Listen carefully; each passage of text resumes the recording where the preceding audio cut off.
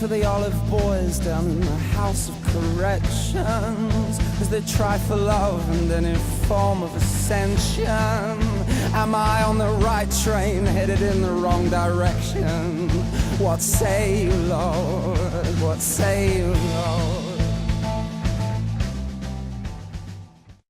Hello, ladies and gentlemen, and welcome to my freaking Breaking Bad review.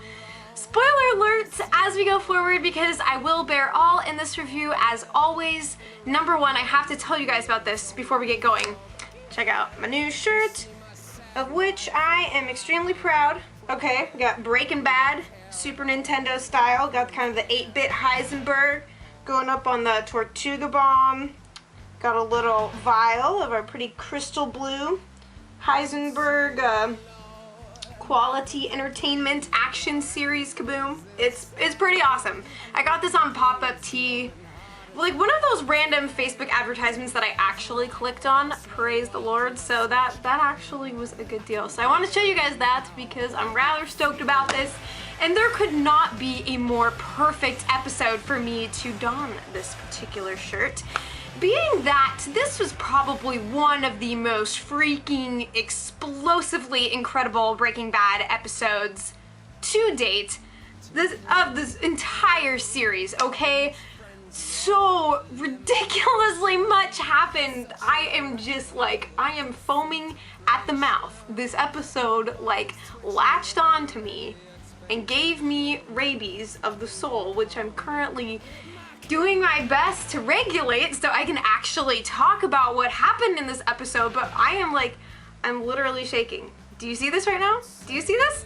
I ate dinner. I mean, like, I did have coffee earlier, but those jitters are gone, so this is a whole new level of, you know, I'm doing the jitterbug for this insanity.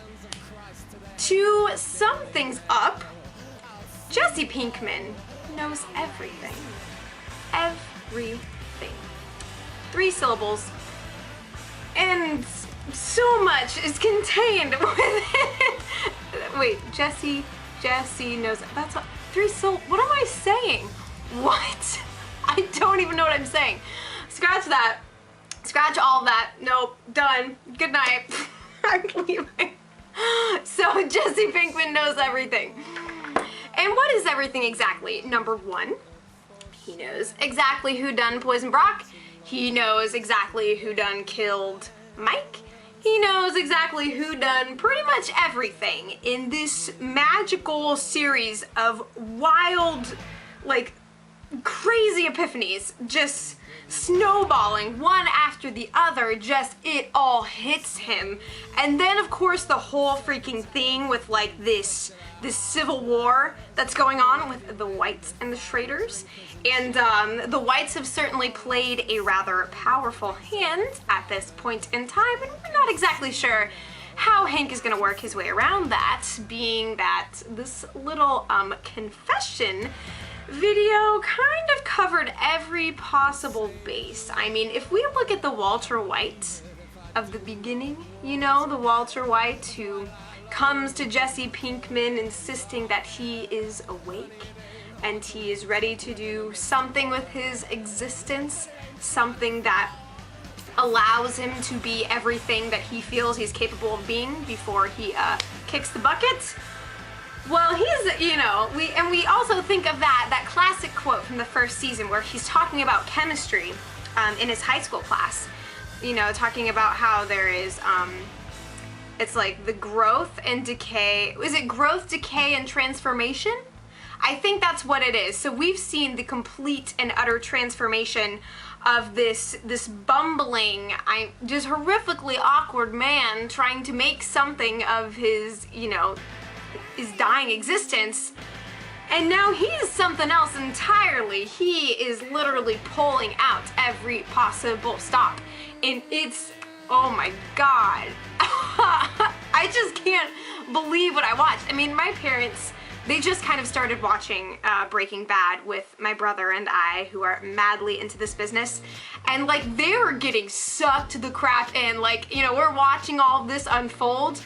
Like at the video scene which was just beautifully shot, by the way. I love how the camera kind of like skimmed the surface of the TV screen as Hank and Marie watched, just to kind of like give this sort of dizzying, estranging effect. You know, the same thing that Marie and Hank are experiencing as they are realizing just how hard they are getting played, okay? It is just masterful beyond belief.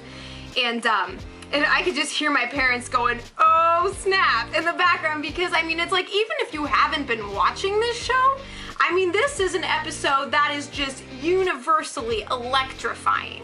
Like, you just watch this episode in and of itself, and you're like, okay, this is some business. This is some serious business here. And I apologize for how shrill I am, except I don't, because this is just, my heart is still beating like freaking balls. Beating like balls that are apparently, yeah. Nope, I can't talk.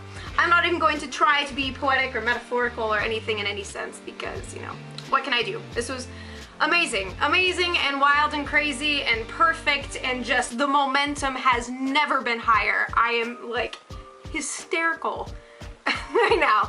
So I'll walk you through all the events, and well, you kind of get the gist of my reactions. I mean, literally, you should have seen me in the confessions. What is this?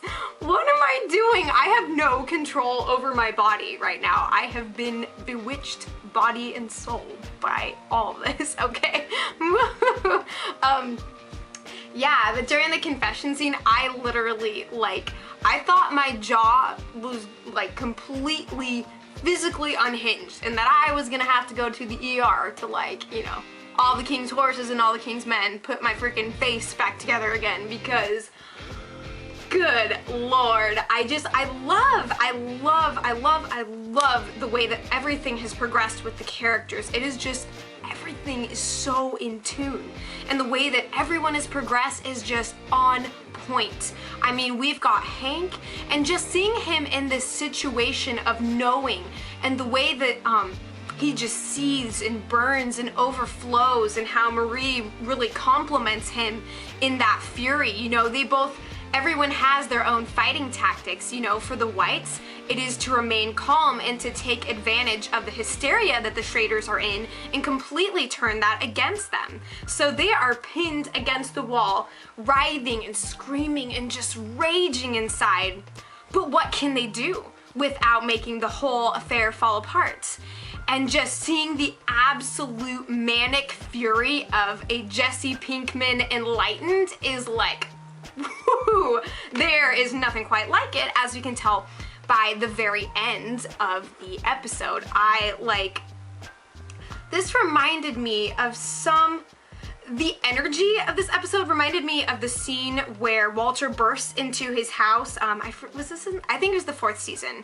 He bursts into his house and he just, like, you know, he throws himself into the crawl space. He's trying to find the money, and then he finds out that Skylar gave it to Ted and all this stuff, and he's just like rolling on the floor laughing hysterically, and Skylar's like backing away in total terror. Like, that's what the end of this episode felt like for me. It was that same level of just like, everything is off the chain.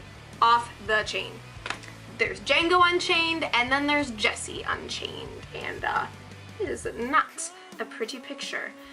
But I mean, who can blame him? He realizes just how hard he has been played, and Walter is playing everyone, and flawlessly. That scene in the desert with him and with Saul, and the whole, you know, this kind of conciliatory, like, hey, just start anew, like, I want the best for you, I hate seeing you in pain. And Jesse's like, come on, man, come on, like, cut to the chase, I know what this is about, don't pretend to care. Because he is so sick of just being an instrument in this horrific empire that has caused so many people pain. And he just wants everything out in the open, as is evidenced by what he was trying to do with his money and making it rain. But, and then just the sheer tension of how Walt, like, walks up to him as Jesse calls him the hell out. and they're, you know, you see him, all of a sudden he is just terrified. He is as terrified as he is just in complete and utter emotional shambles. He just needs to freaking like snuggle somebody, okay? And that is exactly what Walter gives him.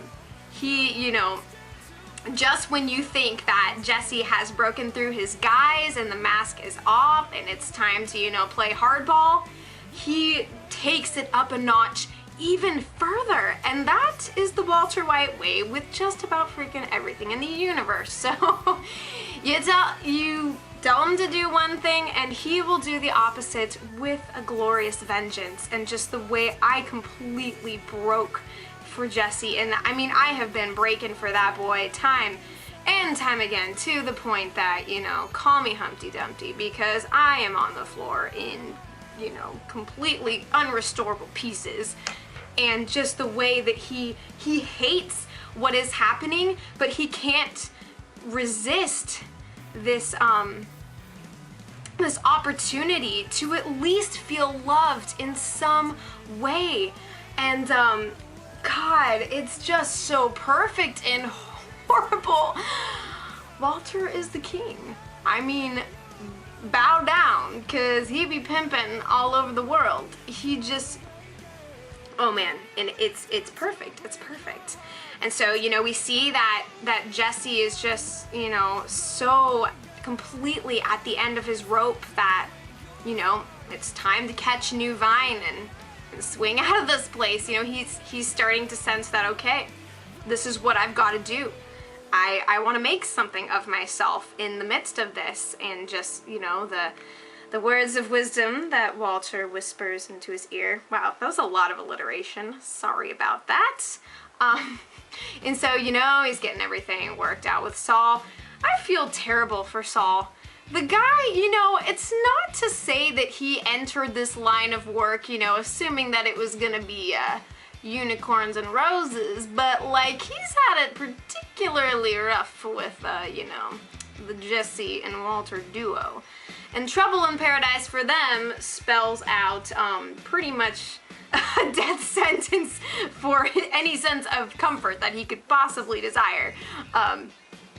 And so we see him, you know, like, there's this tension. We all know that Jesse isn't just gonna flee the scene, because it's either he leaves and he returns like at the last minute, just completely out of nowhere, and everything explodes again, or everything gets turned on its head and he comes right on back with a vengeance, which we definitely see that the latter occurs. And, you know, as soon as we see him, he's at the drop-off stop and he's just got this, you know, the look of like, okay, is this really gonna happen? Is this really gonna happen? And then when he opens his cigarette pack, and I immediately, you know, as soon as that expression of just like, oh hell no, you know, just writes itself all over his face, like, I was immediately like, I thought of the ricin cigarette, you know, and I was like, wait, could it possibly be about this? And just apparently, I mean, I think that Jesse had some freaking divine intervention right then and there, you know? I think that red van that pulled up was just God riding up and being like, this is what's up, man. And there's just kind of this like telepathy, and then he just goes ham. And I almost thought that he was gonna off Saul, and I was like, you can't do that to the comedic relief at this point in the game. Like, we are not gonna survive without the funny man and without his zesty, flamboyant suits. But man, he just put everything together, and it was just gut-wrenching. I mean, can you imagine just suddenly seeing everything and the fog is lifted and the scene is just as grotesque and even more grotesque than you could ever have imagined? And the lies that he's been fed, and the fact that he's allowed himself to be comforted and taken in by this man that has used him to the very last drop that he can squeeze, you know, you can't blame him for breaking like that. I mean, I don't think that he successfully, you know, is gonna bring the house of the wow, I still cannot talk. He's not gonna successfully bring the entire house down. You know, we see him just going livid and spewing the gasoline, but I mean, it's safe to say that he could get to the point of, you know, bringing some flames. Like he's going Rihanna status, or Eminem, or whatever's just gonna stand there and watch me burn. That it's all, you know what I'm talking about.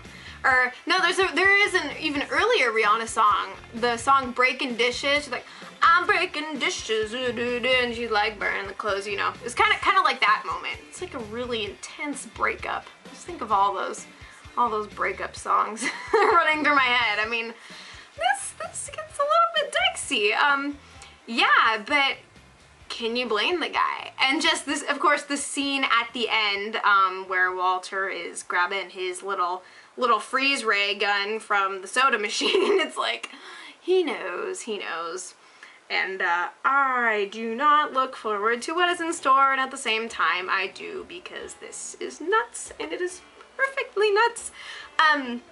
Yeah, let me backtrack to some other observations and things that are going on.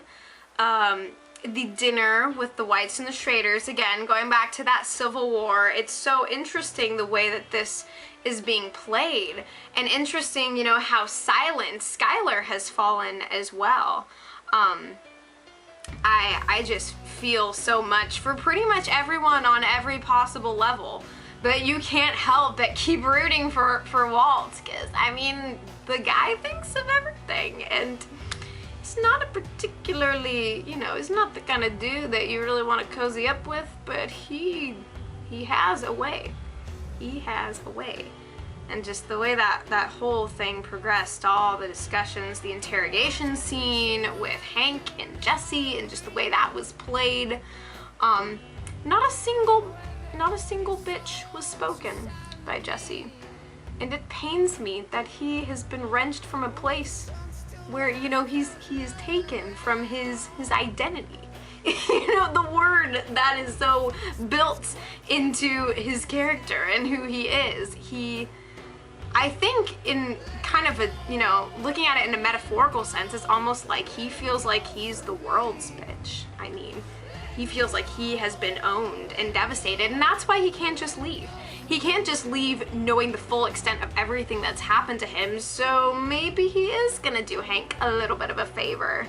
I mean, after the whole video bomb, that was, I love the tension and how things were built up to the revelation of what Walter's confession was.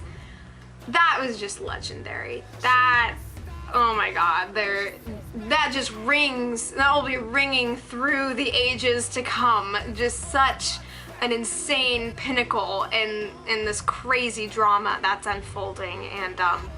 And speaking of what remains of Heisenberg's empire, we see little blondie boy is kind of trying to hold things up, you know, he's getting some business partners, and, you know, he's going to keep cooking meth, and he's trying to keep Walter in the know, but, you know, he's got a pretty full dinner plate going on, so I think he's gonna pass on the appetizer here. But I do still wonder what is going to become of the Empire, if we're going to even see Walter make some more meth before the show is out. I mean, it's like, who knows anything, because everything goes. Nothing is sacred and nothing is safe.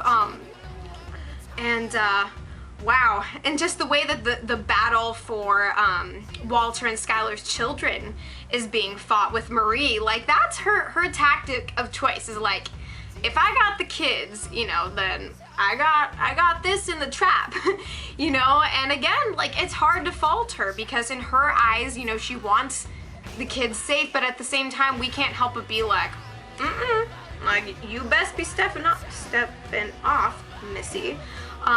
Also very interesting, like, I've started paying more attention to the colors in the show, and interesting to see how, like, at the dinner, Walter and Skylar are both wearing kind of like off-white sweaters, you know. So, like, white is traditionally, at least in like Western culture, symbolic of purity and chasteness, and of course we know that that is far from the case with their souls within the sweaters.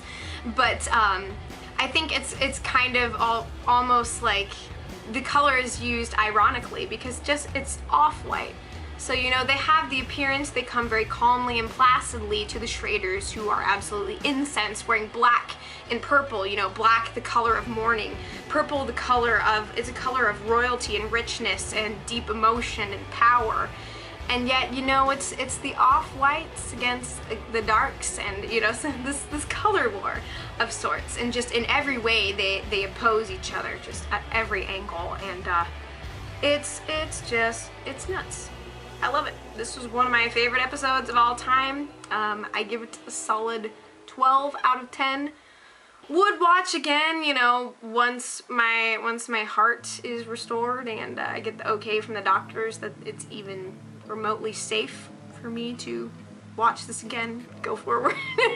It's gonna be nuts. So, and just so you guys know, next weekend I'm probably going to be at the Oregon coast, and I might have TV there, but if for some reason I don't have AMC available to me, I'm gonna try and catch a stream or something online, and I'll do a vlog, so don't worry about it. But thank you so much for watching. What did you guys think? Were you as just like knocked off your own like freaking plane of existence as much as I was? I mean, my boat has been rocked and my jimmies have been rustled to no end. There is no unrustling of the jimmies within.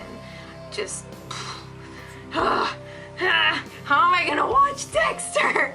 How am I going to have any emotion to expend? I just like, I can't even deal with this. I laughed, I cried, there might have been feces involved. I mean, just bad. I'm getting some diapers next time, or at least depends, you know, for my own dignity's sake. But I hope you guys enjoyed this episode as much as I did. I'll be back as soon as possible with more Breaking Badness. And yeah, so it's the good, the breaking, and the bad. I hope that you guys had, well, I keep repeating myself. Like, I need to stop talking forever. I just need to stop. I need to go like Hector Salamanca and just like ding ding ding ding ding ding ding. That'll be my next vlog. I'll just like have a bell and I'll just be like going crazy. Alright, well, you guys have a fantastic night. Thank you so much for watching, and I'll be back before you know it.